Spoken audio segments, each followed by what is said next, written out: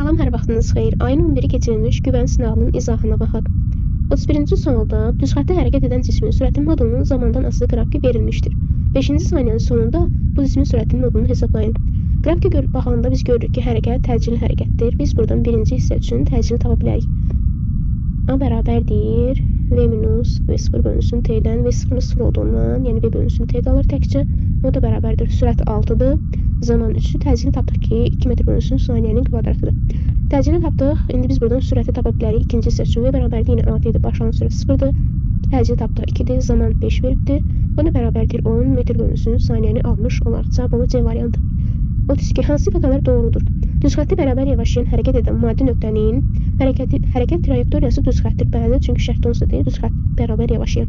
Deməli, 2-də hərəkət trayektoriyası əyri xəttir, yanlışdır. Sürətin qiyməti zaman keçdikcə dəyişir. Bəli, yavaşlayan hərəkətdə sürət zaman keçdikcə azalır. Sonra 4-cü, sürətin qiyməti zaman keçdikcə dəyişmir, yanlışdır.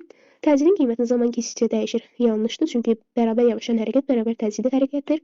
6. Təcilin qiyməti zaman keçdikcə dəyişmir. Bəli. Deməli 1, 3, 6. D variantı. Xətti sürət 5 metr bölünsün saniyə olan maddi nöqtə verilmiş radiusu çevrə üzrə bərabər sürətlə hərəkət edir. Dövrətmə periodu 2 saniyə olan bu maddi nöqtənin 4 tam dövr ərzində getdiyi yolu hesablayın. Çevrə üzrə hərəkətdə yol bərabərdir 2 pi r n düsturuyla hesablanır. Həmçinin sürət v bərabərdir 2 pi r bölünsün t düsturuyla hesablanır.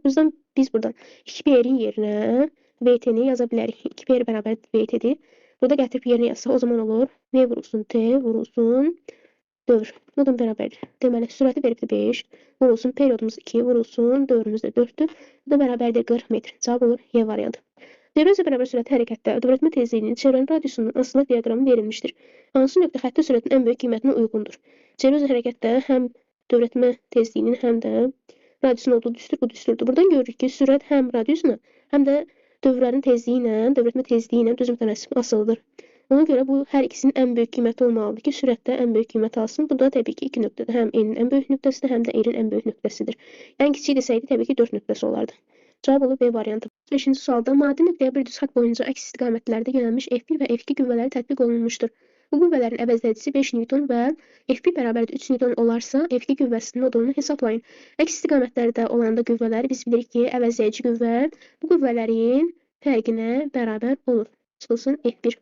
Əvəzləyici qüvvənin bizə veribdir 5, bərabərdir F2-ni bilmirik. F1-i də bizə verib 3 Newton. Buradan biz F2 bərabərdir 8 Newton almış olaraq cavab edir D variantı. 36-cı sualda içərisində su olan menzur və kütləsi 60 qram olan bərk cisim salınmışdır. Menzurların göstəricilərinə əsasən cismin sıxlığını hesablayın. Biz bilirik ki, cisim öz həcmi qədər suyu sıxışdırıb çıxardır. Deməli, əvvəlcə 40 idi. Cisim sallandan sonra bu suyun hündürlüyü qalxdı, oldu 60 milli. Deməli, 40 ilə 60 arasında bu fərqdir, idi 20 milli. Deməli, cismin həcmi 20 millidir və bərabərdir 20 milli. Burada bizdə cavablarda santimetrin kubu ilə verildiyi üçün 20 millimiz də elə 20 santimetrin kubuna bərabərdir. Buradan artıq biz sıxlığı tapa bilərik. Rho bərabərdir M bölünsün V-yə əsasən kütləni veribdir bizə 60 qramdır. Həcmi tapdıq 20-dir. O da bərabərdir 3 qram bölünsün santimetrin kubuna.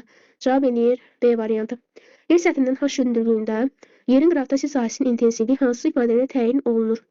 Biz yer səthində J bərabərdir J, M bölünsün R plus H-ın kvadratı düsturu ilə hesablayırıq. Cavab olur D variantı. 38-ci sual. Yer səthindən şaquli yuxarı atılmış cismin yer dəyişməsinin modulunun zamanla asılı qrafiki hansıdır? Şaquli yuxarı atılmış, bu da təcili hərəkətdir. Ona görə A variantı, B variantı, C variantı ola bilməz. İndi baxırıq D və Y variantına. Şaquli yuxarı atılmışda cisim ilk olaraq müəyyən hündürlüyə qədər yavaşlayan hərəkət eləyir, daha sonra dayanır, daha sonra ikinci hissədə o yeniləşən hərəkət eləyərək yerə doğru qayıdır. Bu da olur bizdə Y variantı. İzlədiyiniz üçün təşəkkürlər. Geri qalan hissəsi də paylaşılacaqdır. Hələlik.